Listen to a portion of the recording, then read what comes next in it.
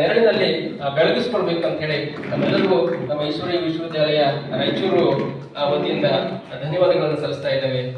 ಪ್ರತಿಯೊಬ್ಬರು ಸಹ ಮೌಂಟ್ ಅಬು ಅಂತಕ್ಕಂಥದ್ದು ಒಂದು ಅದ್ಭುತವಾಗಿರ್ತಕ್ಕಂಥ ಕೃಷಿಕರಿಗೋಸ್ಕರನೇ ಇರ್ತಕ್ಕಂಥ ಒಂದು ಅದ್ಭುತವಾಗಿರ್ತಕ್ಕಂಥ ಕೇಂದ್ರ. ನಾವೆಲ್ಲರೂ ಈ ಭೇಟಿ ನೀಡಬೇಕಂತ ಹೇಳಿ ತಮ್ಮಲ್ಲಿ ಮತ್ತೊಮ್ಮೆ ವಿನಂತಿ ಮಾಡಿಕೊಳ್ತೇನೆ.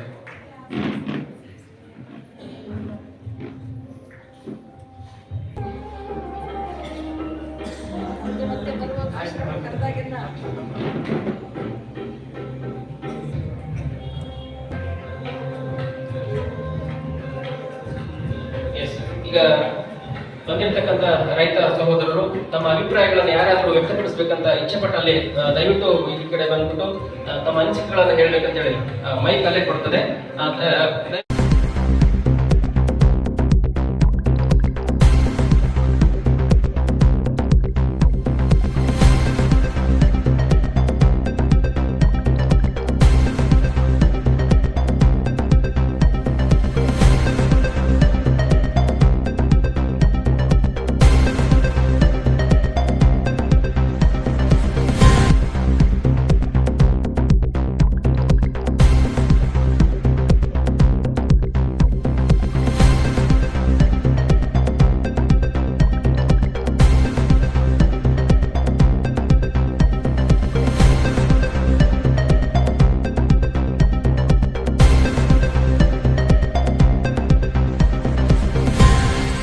ಸಮಾಜದಲ್ಲಿ ಜನರಿಗೆ ಮಾರ್ಗದರ್ಶನ ಕೊಡ್ತಕ್ಕಂಥ ಮತ್ತು ಜನರನ್ನು ಸರಿಯಾದ ದಾರಿಯಲ್ಲಿ ಮುಂದುವರಲಿಕ್ಕೆ ಅನೇಕ ಪ್ರಯತ್ನಗಳ ಮುಖಾಂತರ ಆಧ್ಯಾತ್ಮಿಕ ಮತ್ತು ಒಂದು ಶಿಸ್ತನ್ನು ಕಲಿಸ್ತಕ್ಕಂಥ ಒಂದು ಪ್ರಯತ್ನ ಮಾಡುವಂಥ ಯಶಸ್ವಿ ಜಾಗ.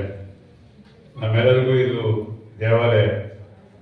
ಹಾಗಾಗಿ ಸಮಾಜದಲ್ಲಿ ಸಾಧಕರಿಗೆ ಅವರು ಸೈನಿಕರೇ ಇರ್ಬೋದು, ಟೀಚರ್ಸ್ ಇರ್ಬೋದು, ವಿವಿಧ ಡಾಕ್ಟರ್ಸ್ ಇರ್ಬೋದು, ಇಂಜಿನಿಯರ್ಸ್ ಇರ್ಬೋದು, ಅವರೆಲ್ಲರನ್ನು ಗುರುತಿಸಿ ಇಡೀ ಒಂದು ವರ್ಷದಲ್ಲಿ ಅನೇಕ ಕಾರ್ಯಕ್ರಮಗಳು ಮಾಡೋದ್ರ ಮುಖಾಂತರ ಅವರನ್ನು ಪ್ರೋತ್ಸಾಹಿಸಿ ಸಮಾಜಕ್ಕೆ ಅವರ ಜವಾಬ್ದಾರಿನ ಅರಿವು ಮಾಡ್ತಕ್ಕಂಥ ಒಂದು ಪ್ರಯತ್ನ ಅಕ್ಕನವರ ನೇತೃತ್ವದಲ್ಲಿ ನಡೀತಾ ಇದೆ.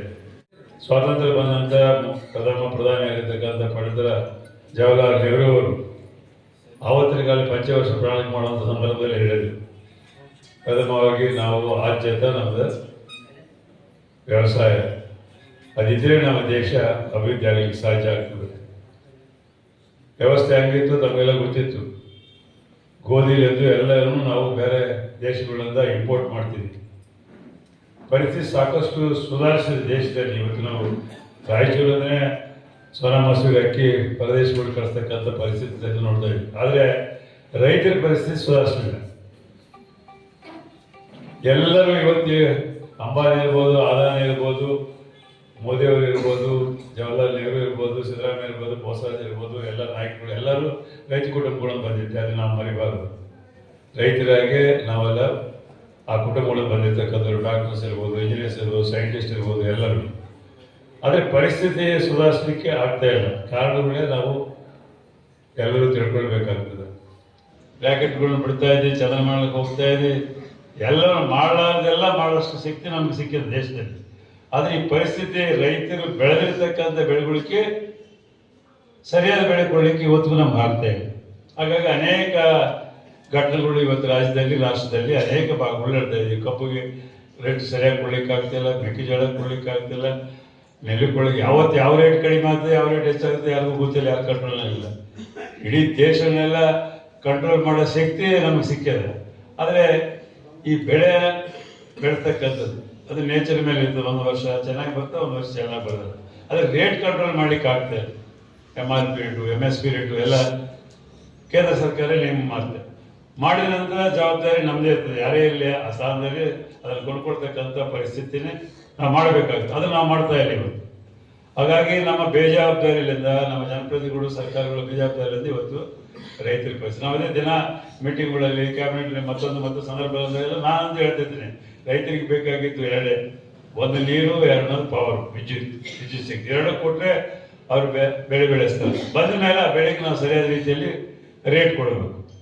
ಅದು ಗ್ಯಾರಂಟಿ ಇದ್ದರೆ ಆ ಜನರ ಆ ಕ್ರಾಪ್ ಹಾಕ್ತಾರೆ, ಜನರಿಗೆ ಅನುಕೂಲ ಆಗುತ್ತೆ. ಆ ದಿಶೆಯಲ್ಲಿ ಪ್ರತಿಯೊಬ್ಬರು ಪ್ರಯತ್ನ ಮಾಡಿ. ಇನ್ನೊಬ್ಬರ ಮೇಲೆ ಹೇಳಿ ಉಪಯೋಗ ಇಲ್ಲ. ನಾವು ನಮ್ಮ ಆತ್ಮಾವಲೋಕನ ಮಾಡ್ಕೊಳ್ಬೇಕು. ಅಂಥ ಜನರನ್ನೇ ನಾವು ಪ್ರತಿನಿಧಿಯಾಗಿ ಕಳಿಸ್ಬೇಕು. ಅವ್ರು ಗ್ರಾಮ ಪಂಚಾಯತ್ ಇರ್ಬೋದು, ತಾಲೂಕು ಪಂಚಾಯತ್ ಇರ್ಬೋದು, ಜಿಲ್ಲಾ ಪಂಚಾಯತ್ ಇರ್ಬೋದು, MLA ಇರ್ಬೋದು, MP ಇರ್ಬೋದು, ಮಂತ್ರಿಗಳು ಇರ್ಬೋದು. ಯಾವತ್ತರ ಮಾತ್ರ ಆತ್ಮಾವಲೋಕನ ಮಾಡ್ಕೊಂಡು ಯಾರು ಈ ರೀತಿಯಾಗಿ ವಿಚಾರ ಮಾಡ್ತಾರೋ ಆ ಜನರನ್ನು ನಾವು ನಮ್ಮ ಪ್ರತಿನಿಧಿಯಾಗಿ ಮಾಡ್ಕೊಳ್ಳೋ ಮುಖಾಂತರ ದೇಶದಲ್ಲಿ ಪರಿವರ್ತನೆ ತರಲಿಕ್ಕೆ ಸಾಧ್ಯ ಆಗುತ್ತೆ.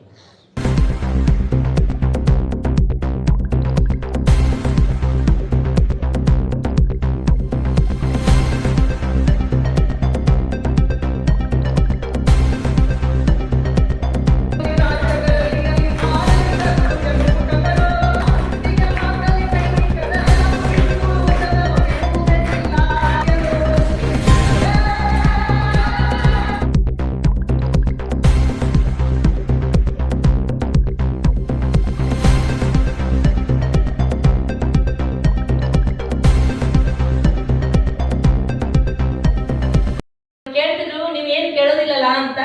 ಆದ್ರೆ ಈ ವರ್ಷ ಕೊನೆ ವರ್ಷ ಡಿಸೆಂಬರ್ದಲ್ಲಿ ಅಣ್ಣನವರು ಪ್ರತಿಯಾಗಿ ನಾವು ಕೇಳೋದು ಏನಂತಂದ್ರೆ, ಅಣ್ಣವ್ರು ದಯವಿಟ್ಟು ನಮ್ಗೆ ಇಲ್ಲೊಂದು ರೋಡ್ ಮಾಡಿಕೊಡ್ಬೇಕು. ಯಾಕಂದ್ರೆ ನಮ್ಮ ನಿಜಲಿಂಗಪ್ಪ ಕಾಲನಿ ಇರ್ಬೋದು, ಹಿಂದಿನ ಕಾಲನಿ ಇರ್ಬೋದು, ಅವ್ರು ಯಾರಿಗೂ ಸಹ ಆಶ್ರಮಕ್ಕೆ ಬರೋದಿಕ್ಕೆ ಆಗ್ತಾ ಇಲ್ಲ. ಅಲ್ಲಿ ನೀರೆಲ್ಲ ನಿಲ್ಲೋ ಕಾರಣಕ್ಕಾಗಿ. ಹಾಗಾಗಿ ಡೈರೆಕ್ಟ್ ಆಗಿ ಒಂದು ಸ್ಟೇಷನ್ ದಿಂದ ಅಯ್ಯಪ್ಪ ಸ್ವಾಮಿ ಗುಡಿವರೆಗೂ ಏನಾದ್ರೂ ಒಂದು ಬ್ರಿಡ್ಜ್ ಮಾಡಿಕೊಟ್ಬಿಟ್ರೆ ಎಲ್ಲೋ ಒಂದ್ ಕಡೆಯಿಂದ ನಮ್ಮವರೆಲ್ಲ ಬಂದು ಒಂದ್ ಕಡೆ ಸೇರೋದಕ್ಕೆ, ಮೆಡಿಟೇಷನ್ ಮಾಡೋದಕ್ಕೆ ಅನುಕೂಲ ಆಗ್ತದೆ. ಅಣ್ಣನವ್ರು ತಪ್ಪು ತಿಳ್ಕೋಬಾರ್ದು. ಇದನ್ನ ಪ್ರೀತಿಯ ಒಂದು ಉಡುಗೊರೆಯನ್ನು ನೀವು ನಮ್ಗೆ ಈ ವರ್ಷ ಕೊಡ್ಬೇಕು 2026ನೇ ಇಸ್ವಿಗೆ.